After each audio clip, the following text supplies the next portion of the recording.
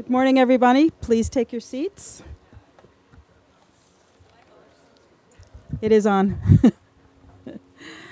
Good morning. I just want to welcome everybody to the 2019 Book Festival, Martha's Vineyard Book Festival. Thank you so much for coming and supporting everything that we do. The festival is free, but donations are essential to the festival's success. Survival kits, which comprise Book Festival water bottles and great-looking denim bags, are available for sale at the information tent. Please be as generous as possible. If you don't want to model your denim bag, by all means, donations are really welcome. Food is available for sale from the Orange Peel Bakery, Mary's Lemonade, Scottish Bakehouse, Chef Dion Catering, and Chef Amy Johnson's food truck.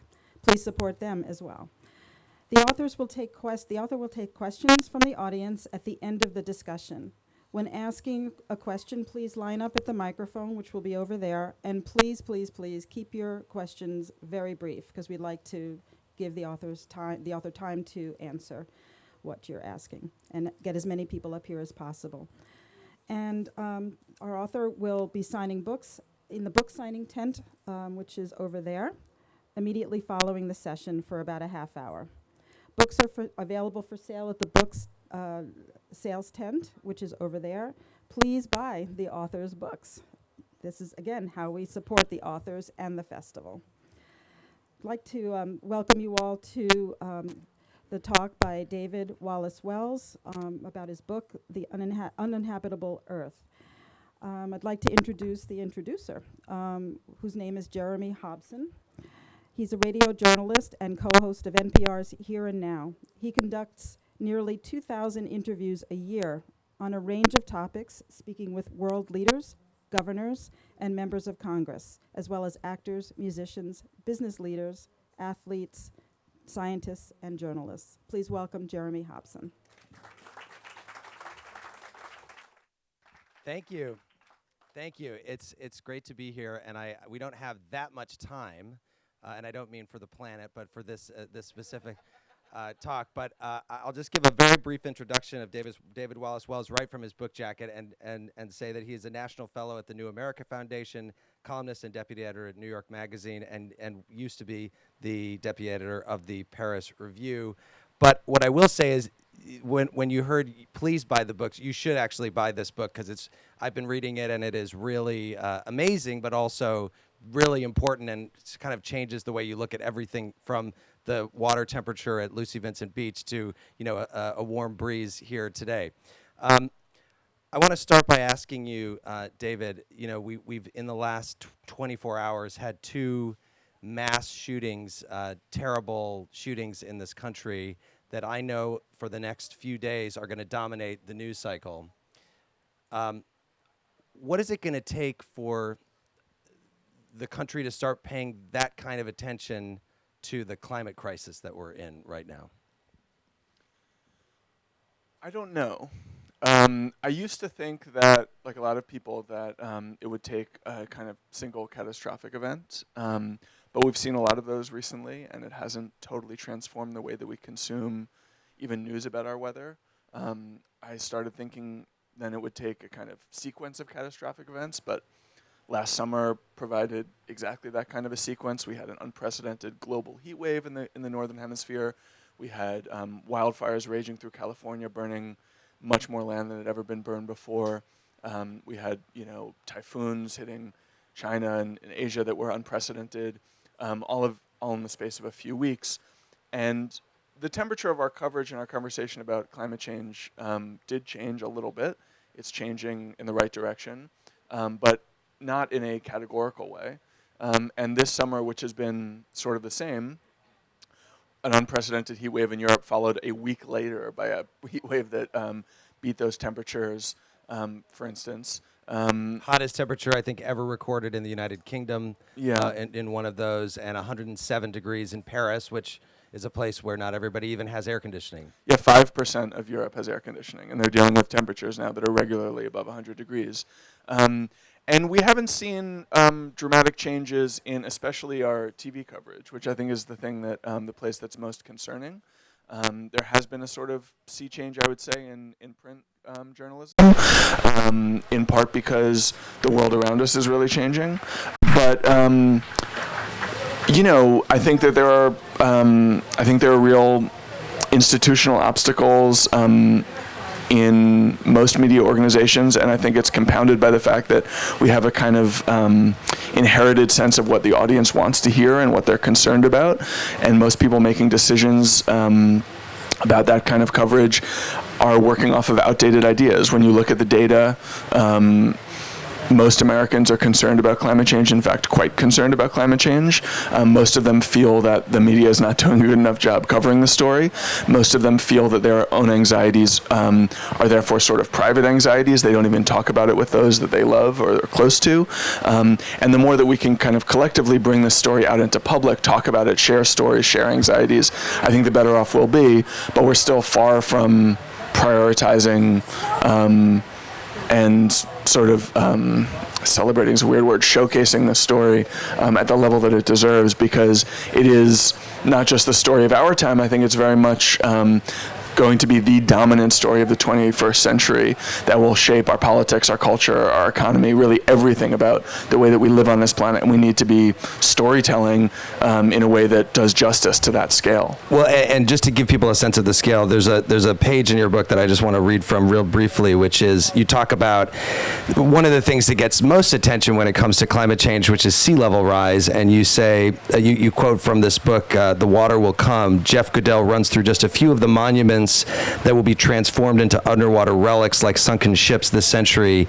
Any beach you've ever visited, Facebook's headquarters, the Kennedy Space Center, the U.S. largest naval base in Norfolk, Virginia, the entire nations of the Maldives and Marshall Islands, most of Bangladesh, all of Miami Beach, much of South Florida, Venice, the White House, the Winter White House in Mar-a-Lago, Richard Nixon's in Key Biscayne, Harry Truman's in Key West. This is a very partial list.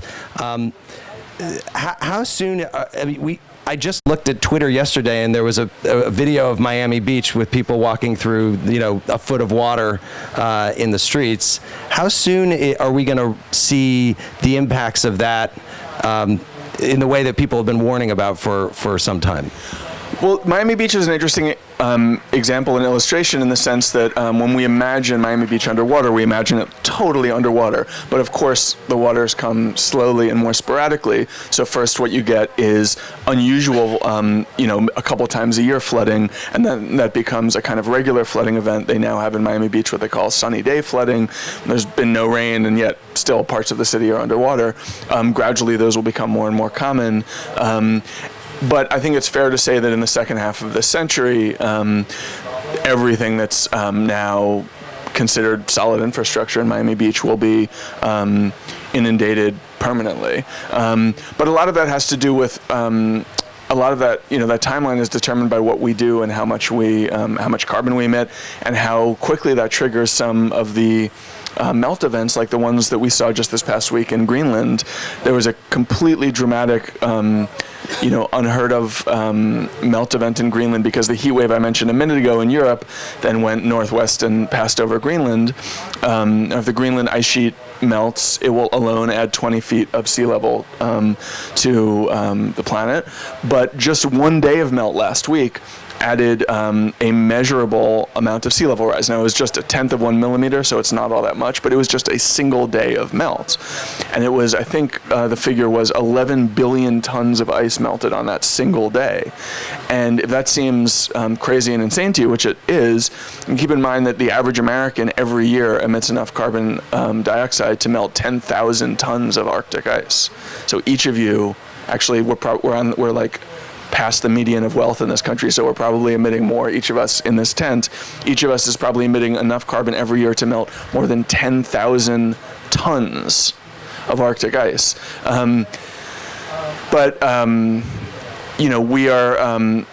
We can change that story. We can take action collectively and individually to minimize the amount of carbon we're emitting, which will mean relatively less sea level rise. And so projections for what even the next 50 years holds are quite variable.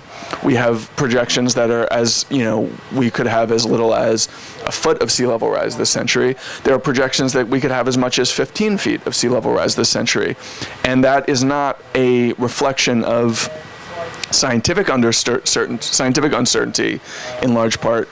It's a reflection of human uncertainty. We just don't know what we're going to do, and there's so much variation from a quite aggressive program of carbon decarbonization to a system in which we continue exactly as we have been doing, and it's really, frankly, it's like who knows where we'll end up on that spectrum. Well, and if you had 15 feet of sea level rise, what would that do to a city of tens of millions of people like Jakarta, Indonesia? Well, Jakarta will be underwater in relatively short order in the next couple of decades, not just because of sea level rise, but because it's actually sinking, which is why the government of Indonesia is moving the capital of the capital away from Jakarta. And I think we're going to start to see extreme actions like that in more and more places.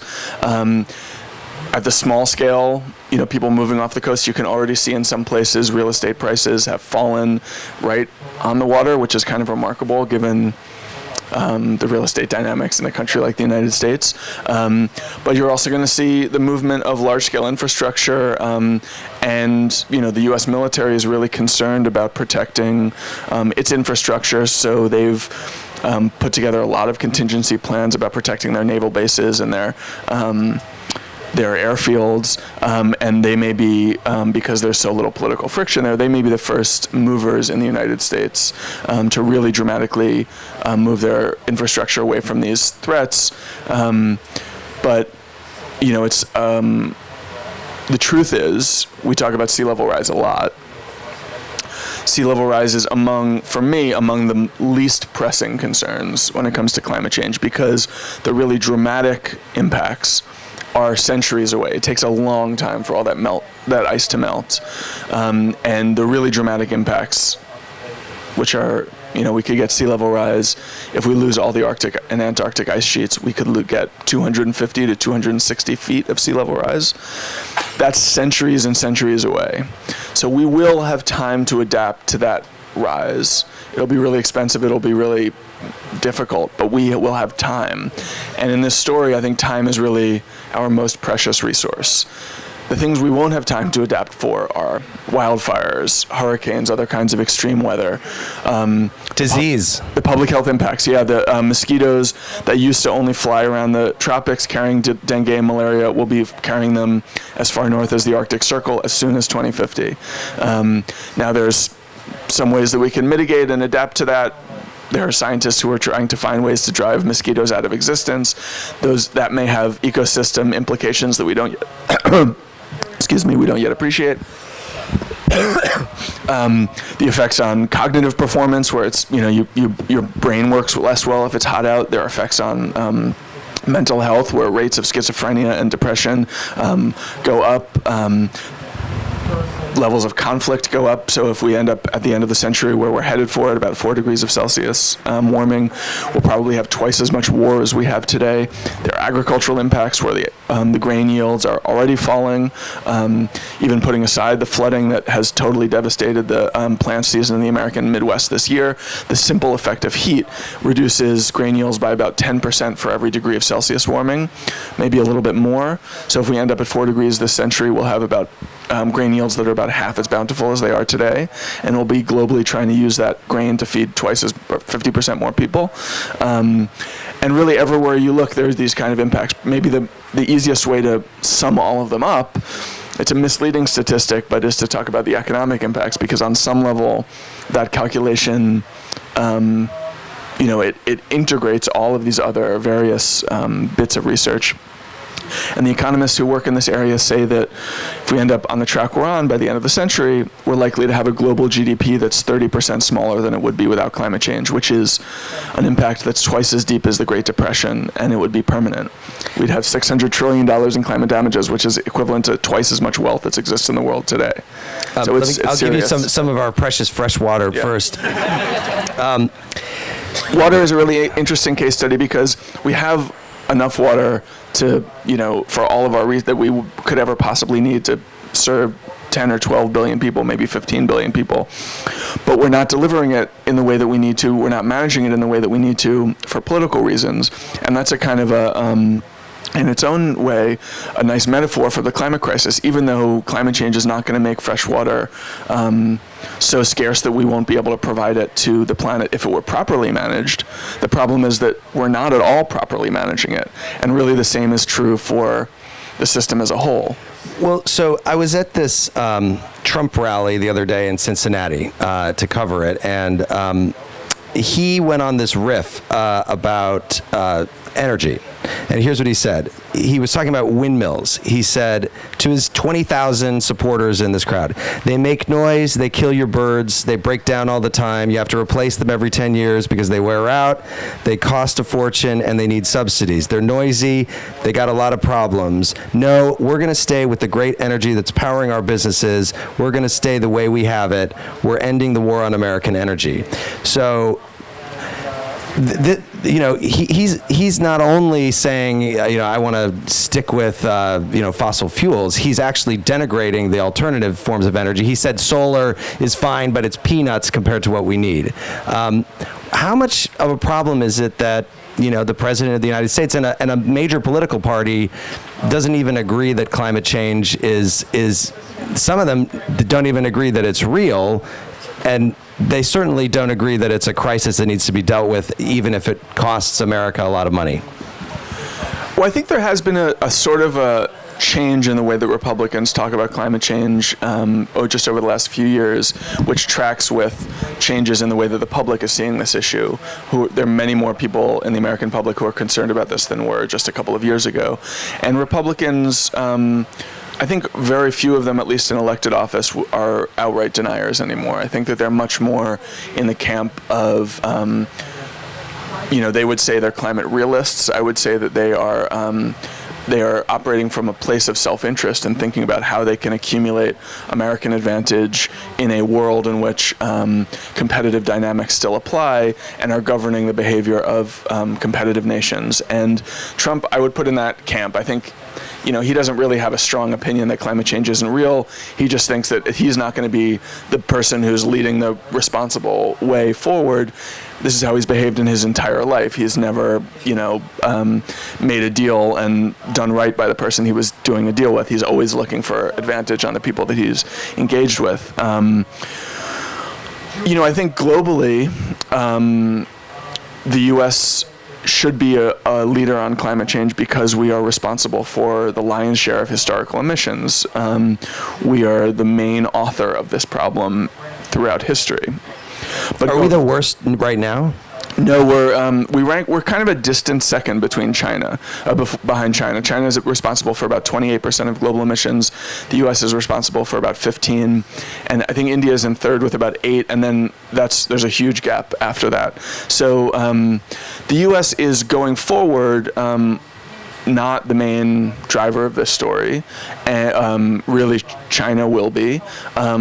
But the U.S., because of its particular position as, self-proclaimed leader of the free world, also wealthier, considerably wealthier in a per capita way than China, is really in a position of that requires moral leadership, which Donald Trump has forsaken.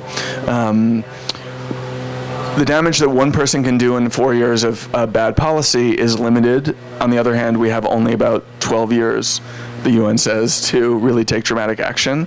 And that gets back to what I was saying before, which is that time is really our most precious resource. But, to talk about the particular bits of disinformation that he's putting forward in that speech, globally and in the U.S., fossil fuel companies are receiving more subsidies than renewable energy companies are, considerably more. The IMF, which is no lefty, no green organization, this year estimated that globally fossil fuel companies are receiving $5.3 trillion in subsidies.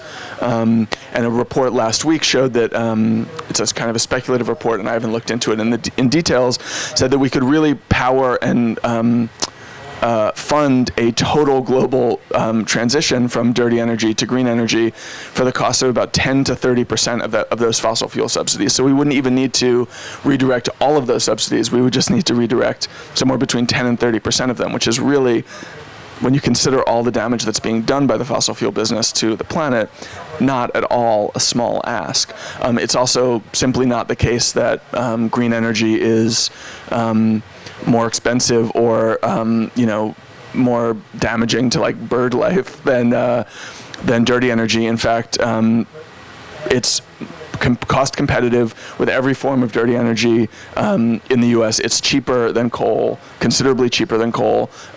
Cost competitive with oil and gas now, and that's one reason why I think there's some hope for the near future. We basically have a ready substitute for our dirty energy needs in the U.S. It's not quite the case in the rest of the world, but it's moving in that direction quickly. But to Donald Trump's, the last point you made, he's actually right that it's peanuts compared to what we need. Not just solar. Green generally accounts for a tiny fraction of electricity production in the U.S. and globally.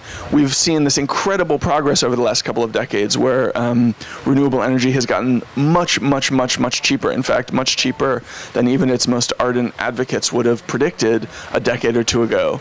But we've responded to that not by retiring dirty energy and making our whole system cleaner, but just by expanding our capacity so that the proportion of green energy to dirty energy is now today no bigger than it was 40 years ago when we were putting solar panels on our geodesic domes. That means that globally we're not just in the same place when it comes to this energy transition. We're in a worse place because we've not as much renewable energy as we've added more dirty energy. So we're producing and consuming much more dirty energy than we were 30 or 40 years ago, which is ultimately why we're in the position we're in, staring down a climate catastrophe right in the face much faster, much sooner than any scientist would have predicted even just 20 or 30 years ago, when this was really thought to be a crisis that was going to arrive at the very end of the 21st century, if not later. I want to ask you about one more scary thing in this book, which there are a lot of them, but one of them is migration. You know, in Europe during the Syrian war that's still going on, but during the sort of heat of it, 1 million or more than 1 million people came to Europe and sought asylum in Europe, and it changed the politics of Europe. It had a lot of effects, and people had a hard time adapting to all of these new people coming in. What you say is that's nothing compared to what we're going to see in the very near future of people. We're already seeing it in Central America with people leaving because their farms aren't working anymore the way that they used to because of climate change. But we're going to see a lot of migration very soon. Yeah, the UN says by 2050 they expect 200 million climate refugees, which is 200 times the size of the Syrian refugee crisis. They say it's possible that we could have 1 billion climate refugees, which is as many people as live today in North and South America combined. I think those numbers are a bit high, but when you understand that just simply from the impact of direct heat, many of the biggest cities in South Asia and the Middle East will be so hot in summer that you won't be able to go outside without risking heat stroke or death. These are cities that today hold 10, 12, 15 million people. It doesn't seem at all hard to imagine that the entire equatorial band of the planet will be, if not completely uninhabitable within a few decades, then certainly so much harder to live in that many people will be leaving those areas and moving northward, which means abandoning communities that are so large, we used to think of them as civilizations, people leaving homesteads that were inhabited by not just their parents and grandparents, but families stretching back thousands of years.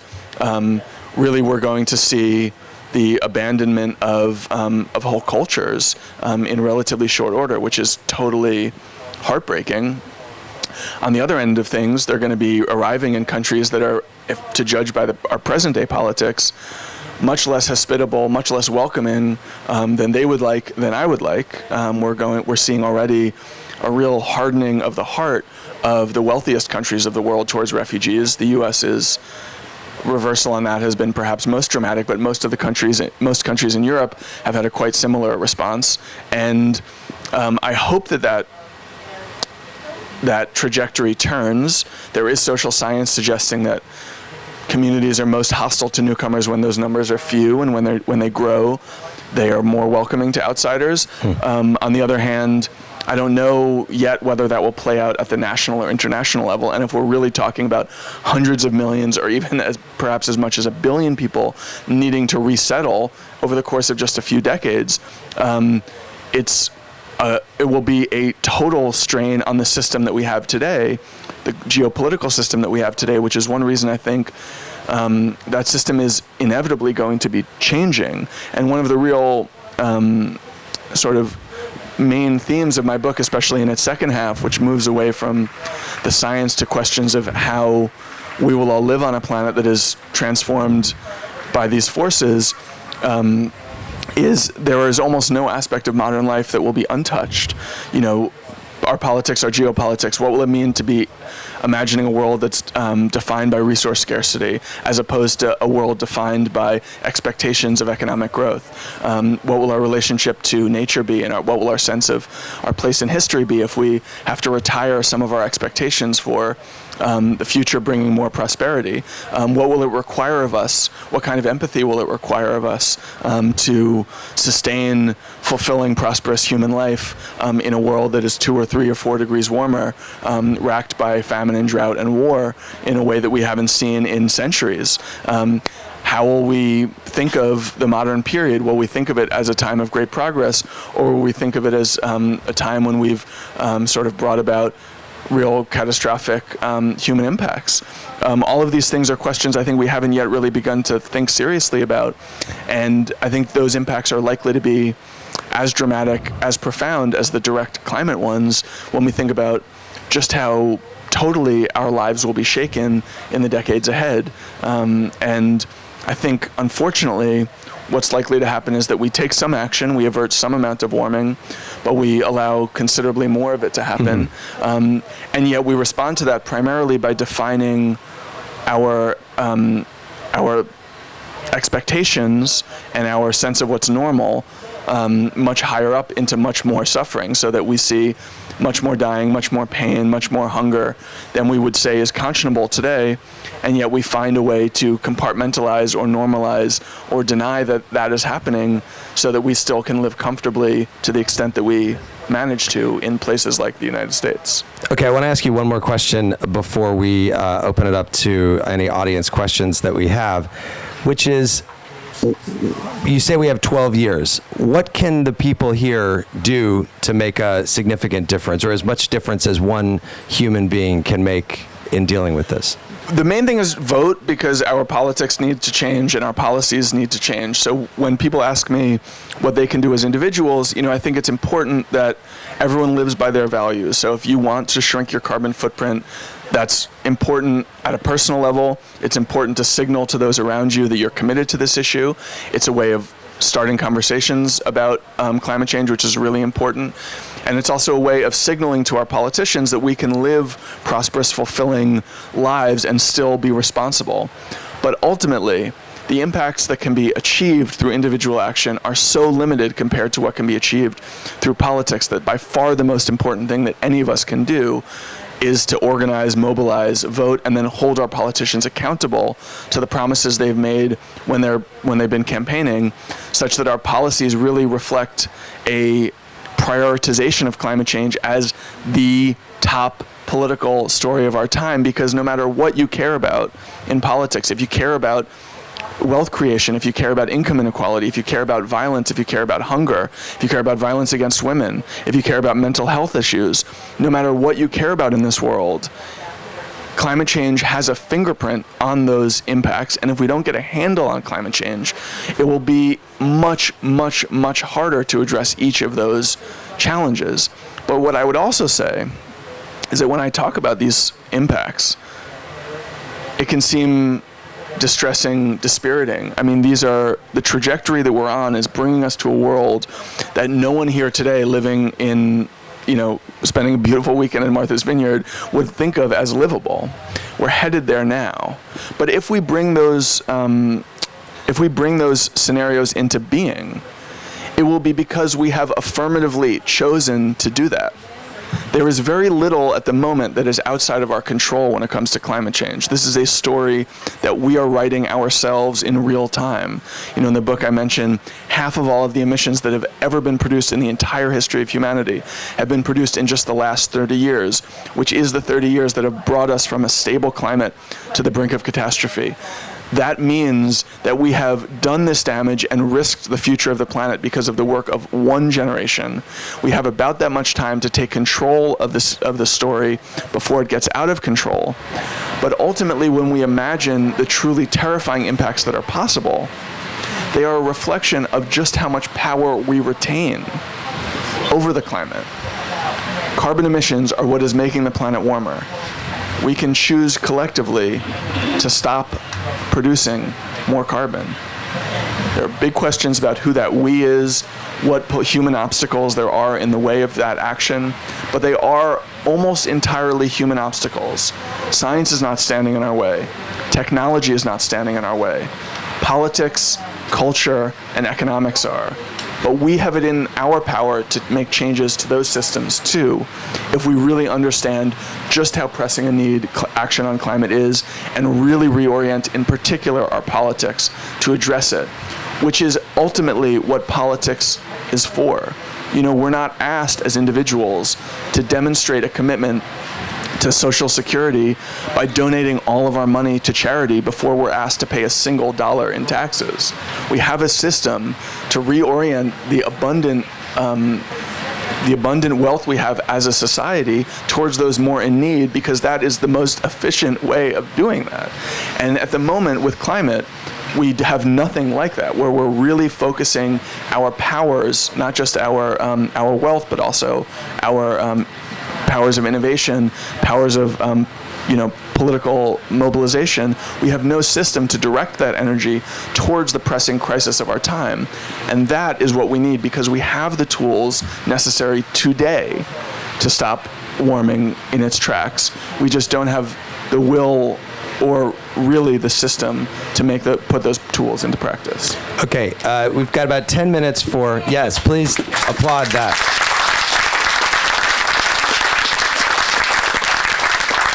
Let's take some questions right over here at the microphone. Good morning. Thanks to both of you for coming here on an early Sunday morning. I have a question that's a follow-up to that, which is, how do you see our domestic politics playing out over the next 5, 10, or 20 years? It's very tempting to see this as something that is difficult to break the two-party disagreements over everything, right? We have cities like Miami and New York and Boston that are much more threatened by climate change, and we have places like Texas and Oklahoma and Wyoming that have big economic interests in continuing to invest in fossil fuels. Is there something that may happen in the process of climate change that you think breaks that, or are there strategies we should be mindful of in trying to get towards what will require a more bipartisan approach on the issue? Well, I think it's actually at the public level already broken. 73% of Americans are concerned about climate change. The majority of Republicans want, quote, aggressive American action to combat climate change. A new study that the Times just wrote about on Friday, I think maybe it was yesterday's paper, found that young Republicans' top political priority is climate change. So the problem is and I would say to your geographical distribution, I mean, actually, some of the most ambitious wind power projects in the country are in red states, in part because they have abundant wind. Texas and Oklahoma have a ton of wind power. And I think many legislators, many executive politicians in those states are actually quite excited about the prospects of a renewable energy revolution because of the obvious economic opportunities that are there. The problem is, as you say, that we have a two-party system. one of those parties is quite totally captured by fossil fuel interests, and the other is, I would say, not captured but influenced by that money. That is really deeply problematic. My own theory of political change, which is maybe naive, is that such a system will have a hard time surviving pressure of 3/4 of the public feeling intensely committed to the issue. My worry, or my worry is not exactly the right word. The problem in that theory is that I think not nearly enough Americans care intensely about climate change. Too many of us think of it as something that needs to be addressed, but really only as a third or fourth or fifth order political priority, not as the overwhelming, orienting feature of our politics. And when I see the climate protests, sunrise here in the U.S., but maybe even more dramatically, the climate strikes in the EU and Extinction Rebellion in the UK, I see great hope for a growing intensity of commitment to this issue, which is ultimately what I think is necessary. And I think we're already starting to see some of those, some of that reflected in democratic politics, where we have a suite of presidential candidates who are almost all of whom competing to see who could be the most ambitious on this in their platforms. The rubber will meet the road there when there's actual legislation to be written. And I think it's going to be a complicated fight. But the more that more people can demonstrate more intensity through public action and public engagement with their leaders, I think the more our policy will reflect that priority, which I think is happening. But again, it's not happening fast enough. Next question. Yes, my question is, since I think the consensus is that a greater than 2-degree increase in global temperatures is already, so to speak, baked in, what role do you see carbon removal technology as playing in the future? How important a role, not just planting forests and cutting down on gasoline use, et cetera, but the actual carbon removal technology, which is slim at this point, but Well, first I would say, I think scientifically speaking, we don't have about 2 degrees baked in. We probably have about 1.5 degrees baked in. But because it's going to be slow to really take action on decarbonization, I think practically speaking, we're not going to be able to avoid 2 degrees of warming. And I think that carbon removal, that's often called negative emissions, are going to play a large role if we have any hope of really stabilizing the climate. Scientists say that about 350 parts per million of carbon in the atmosphere is safe. We're at about 411 now.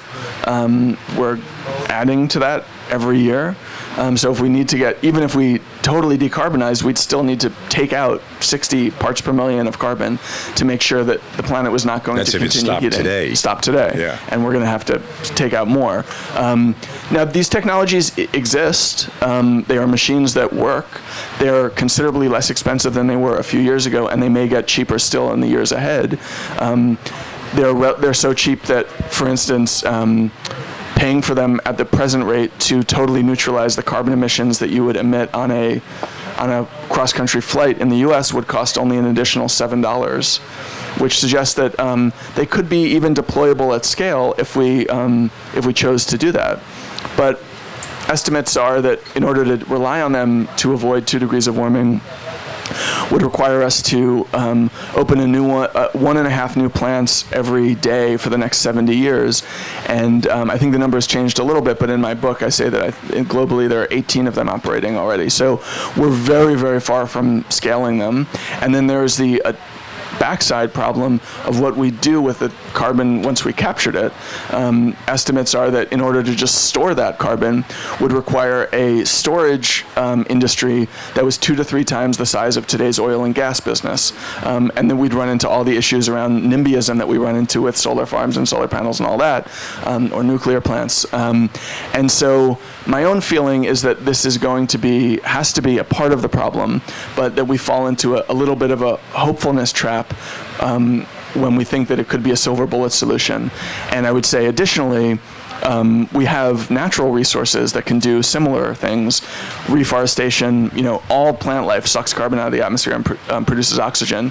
So reforestation and different kinds of agricultural practices called regenerative agriculture can really help as well. But even taken all together, those are going to be, I think, a kind of marginal part of the solution, and rapid decarbonization is still the most efficient and necessary path forward. Well, and it doesn't help when you have presidents like Bolsonaro in Brazil, who is not only not reforesting, but actually encouraging deforestation in the Amazon. Yes. Two questions. What would you do today if you were the energy czar in the United States, irrespective of what powers you would or wouldn't have? And number two, looking around the world today, what political or what governmental structure do you think would most facilitate the kind of action that we need to take? Two complicated questions. I think in the U.S., first of all, we need to end fossil fuel subsidies. That's true globally as well, and I think that we need to price carbon efficiently. I don't think a carbon tax is a sufficient solution to the problem, but if we have a price that simply reflects the economic cost from pollution that burning fossil fuels produces, we would already have a much more efficient market solution to this problem. Not to say sufficient, but efficient. I would also like to see a total banning on new fossil fuel infrastructure and really significant investment in research and development in new technologies, not just in battery technology, which is really important to extend all of the gains that we've made in renewables and make them sustainable as a dominant energy supplier, but in zero carbon jet fuel, in new infrastructure technology, new industrial technology, new agricultural approaches, because the best thing that America can do, in addition to just showing the way, I think, is really invest in technology that can then be exported to the rest of the world. That's been the investments that the Obama administration made in solar during the stimulus package are part of the really big part of the story why solar has been such a success story over the last 10 years, and we need to be making those kinds of investments, actually much bigger investments, all the time. At the global level, I don't know. My own emotional intuitions as a neoliberal child of the 1990s is to think that something like liberal international order can supply a framework for global cooperation, but that was the framework of the Paris Accords, and just 3 years later, no major industrial nation in the world is on track to meet its commitments under Paris. The only two countries in the world that are operating in a way that's considered workable with the Paris commitments are Morocco and Gambia. And even if we all met our Paris Accord commitments, we would still be on track for more than 3 degrees of warming, which is well past the threshold of catastrophe into some truly terrifying outcomes. So I don't entirely know. I tend to feel that at the moment, it has to be the U.S. and China really, really leading the way as a sort of a bilateral initiative, and that the rest of the world will follow suit. But in my heart, I would like to see a revival of the sort of truly international order that is at the moment being unbuilt by leaders like Bolsonaro and Trump and Erdogan and many others. I'm getting the time signal because there's another event coming in 5 minutes, but thank you, David Wallace-Wells, and thanks all for coming to this. Thank you very much. Thank all you guys. Okay.